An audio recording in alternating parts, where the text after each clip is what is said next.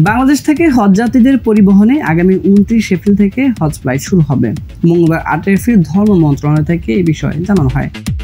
ধর্ম উপদেষ্টা ডক্টর আ.ফ.ম. খালিদ হোসেন হজের প্রথম ফ্লাইট উদ্বোধন করবেন বলে জানানো হয়েছে।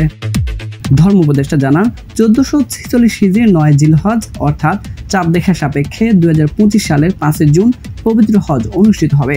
এ লক্ষ্যে আগামী 29 এপ্রিল থেকে হজ ফ্লাইট পরিচালিত হবে। তিনি জানান, এবছর 87,100 হজযাত্রী বাংলাদেশ থেকে পবিত্র হজ পালনের জন্য সৌদি আরব যাবেন।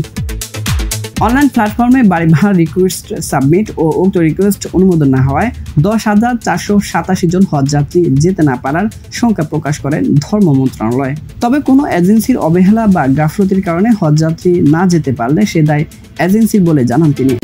উল্লেখ্য, এবছর হজযাত্রীদের পরিবহন ব্যবস্থাপনার অংশ হিসেবে বিমান বাংলাদেশ এয়ারলাইন্স মোট হজযাত্রীর 50% অর্থাৎ 43,550 জন এবং সৌদিয়া এয়ারলাইন্স 35% এবং ফাইন্যান্স এয়ারলাইন্স 15% অর্থাৎ অবশিষ্ট 43,550 জন হজযাত্রী পরিবহন করবে। চলতি বছর হজের খরচ গত বছরের তুলনায় 1 লাখ টাকার বেশি কমানো হয়েছে। সরকার 2টি প্যাকেজ ঘোষণা করেছে। প্যাকেজ 1, মসজিদুল হারাম থেকে 3 কিলোমিটার দূরত্বে আবাসন খরচ 4,78,242 টাকা। প্যাকেজ 2, মসজিদুল হারাম থেকে 1.5 কিলোমিটার দূরত্বে আবাসন খরচ 5,75,680 টাকা।